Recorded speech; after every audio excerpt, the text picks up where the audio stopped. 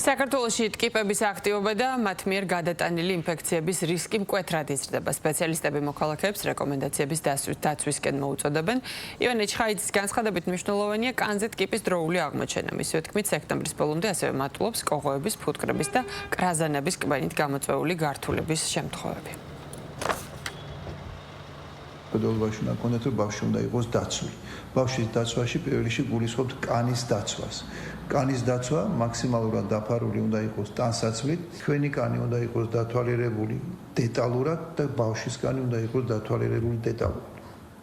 Amisukan erti martivi mizezi დგას ტკიპა და ჩვენ აქ ისევ და ისევ ბორელიაზე ვლაპარაკობთ. ადამიანის კანთან მიკურის შემდეგ სახიფათო ხდება 24-48 საათიანი პერიოდის გასვლისას. ძირითადი გართულება მეინგოენცეფალიტი, სახსრების ძლიერი ტკივილი, კუნთების ძლიერი ტკივილი, მაღალი ტემპერატურა, ლიმფური ჯირკვლების გადიდება, ტემპერატურა დიდხანს ზელდება.